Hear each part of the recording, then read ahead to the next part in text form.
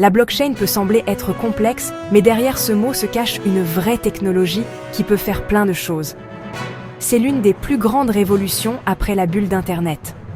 Aujourd'hui, on ne parle presque jamais de blockchain sans mentionner les crypto-monnaies, alors qu'elle peut offrir beaucoup plus de cas d'utilisation en dehors des cryptos. Dans cette vidéo, on va essayer de vous expliquer ce qu'est la blockchain le plus simplement possible. Let's go!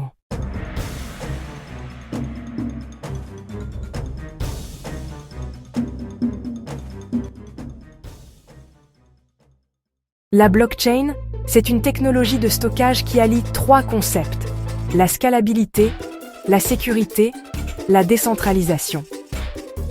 Nous allons vous l'expliquer en illustrant ces trois concepts le mieux possible. Les crypto-monnaies sont apparues en 2009 avec Bitcoin comme la toute première. C'est donc depuis cette date qu'on a commencé à parler de ce mot qui suscite peu à peu l'intérêt, bien sûr, de la blockchain. Si on part du mot lui-même, on peut le couper en deux. D'un côté, on a bloc et de l'autre, chain. De là, on peut dire que c'est simplement une chaîne de blocs ou bien une succession de blocs. Je vais expliciter la définition à l'aide d'analogies. Analogie 1. Imaginez un gros livre vierge sur lequel absolument rien n'est écrit dessus. Sur ce livre est noté automatiquement tout ce qui se passe, par exemple quand quelqu'un achète un bien ou un service. Sur une page sera noté l'heure d'achat, le montant de la transaction, l'identifiant du client et du vendeur, par quel moyen de paiement ça s'est passé. Quasiment toutes les données sont inscrites sur une page. Et potentiellement d'autres datas s'il y a la place. Ça formera un bloc, et ça ne peut être consulté par n'importe qui. Et c'est la puissance de la blockchain. Ça garantit que si demain une personne vient pour mentir sur une quelconque donnée de cette transaction, il sera démasqué, parce que tout le monde pourra démentir puisqu'ils avaient vérifié ces informations. C'est quasiment une dinguerie la blockchain. Analogie 2. Cette fois-ci, prenons l'exemple d'un prof en plein cours avec ses élèves. Et mettez-vous dans le tête qu'ils font cours sur la blockchain. D'abord, le prof explique son cours à ses élèves, ils suivent, écoutent sans déranger. Ensuite, les élèves ayant des incompréhensions ont le droit de poser des questions. Ils posent leurs questions puis le prof leur répond. Enfin, ils sont satisfaits et partent. La blockchain va tout noter, absolument tout. L'heure à laquelle le prof a commencé son cours et l'a arrêté, les heures où les élèves ont posé leurs questions et obtenu leurs réponses. Elle va aussi saisir la nature de leurs questions, tout ce qui a été dit du début à la fin. Et tous les autres élèves des autres classes connectés à cette blockchain pourront venir voir le contenu de ce cours de A à Z et le filmer s'ils veulent. Donc ils auront des preuves. C'est ultra puissant car demain personne de ce cours ne pourra pas dire qu'il n'a pas posé de questions alors qu'il l'a fait. Puisque tout le monde pourra le nier, et avec la preuve. C'est vraiment un pas en avant vers la transparence. Analogie 3. Imaginons cette fois-ci une dispute en famille qui se passe sur la blockchain. Sont concernés le petit, le grand frère et les parents. D'abord, les parents réprimandent les deux frères. Ensuite, ces jeunes gens répliquent. Enfin, après de longues minutes, ils parviennent à se réconcilier. Eh bien, la blockchain n'en laissera pas une miette. Personne ne pourra nier demain qu'il n'était pas à cette dispute. Puisque dans la blockchain seront référencés le début de la dispute, les participants, la fin et tout le contenu jusqu'à la réconciliation. Et encore une fois, tout le monde pourra vérifier cela en temps réel, parce qu'une copie de tout ce qui s'est passé sera envoyée à tous les participants de cette blockchain. Personne ne pourra mentir demain sur quoi que ce soit de cette dispute. Voici à quel point la blockchain est décentralisée et donc transparente. Dans une blockchain, il est question de transactions de transfert de fonds et de vitesse de transfert. Il y a plusieurs blockchains, donc il y a aussi plusieurs vitesses de transfert. C'est cette vitesse de transfert qu'est la scalabilité. Pour faire simple, c'est le nombre de transactions par seconde qu'une blockchain peut permettre.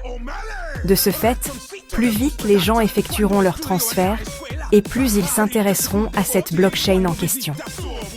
Analogie 4, imaginez que vous envoyez des SMS avec deux réseaux mobiles. L'un est fluide, rapide, et l'autre lent, congestionné. Il est évident que vous allez préférer le premier au deuxième. C'est exactement la même chose avec les blockchains. Par exemple, l'une des blockchains les plus rapides est Solana. La scalabilité, ce n'est donc rien d'autre que le temps mis par votre transfert pour quitter d'où il est envoyé et arriver là où il est attendu. Si vous avez compris, dites-le moi en commentaire. Dans le cas contraire, je me ferai un plaisir de répondre à vos questions. Si vous avez d'autres analogies plus faciles à comprendre, laissez-les en commentaire. Qui dit envoi d'argent dit forcément sécurité pour les paiements et les retraits. Et la blockchain est l'une des technologies les plus sûres au monde. Comment est-elle sécurisée? Plusieurs facteurs contribuent à la grande sécurité du réseau. Premièrement, il y a le hash. C'est l'empreinte numérique d'un bloc. Pour faire simple, c'est comme l'ADN du bloc. Et chaque bloc est construit sur la base du hash du bloc précédent. Ce qui fait que si quelqu'un tente de modifier un bloc, la chaîne se rompt et il doit changer tous les blocs suivants. Et cela avant toutes les autres personnes du monde qui font les blocs. Ce qui est techniquement impossible. Ce système de hash rend les blocs quasi infalsifiables. Deuxièmement, on a les signatures numériques. C'est un peu comme les signatures classiques, mais seulement la différence est qu'elle est en ligne. Le système est simple. Toute personne qui envoie des fonds vers une adresse X a ce qu'on appelle clé privée, qu'il est le seul à avoir. Grâce à ça, il peut prouver qu'il est l'unique détenteur des fonds. Et à l'aide d'une clé publique correspondante, chaque participant du réseau peut voir qu'il est bien le propriétaire des fonds.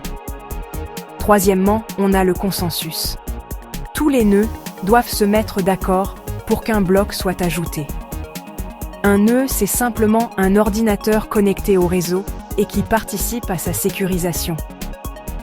Les mineurs interviennent ici, car ils permettent de trouver le hash du bloc suivant à ajouter en se basant sur le hash précédent.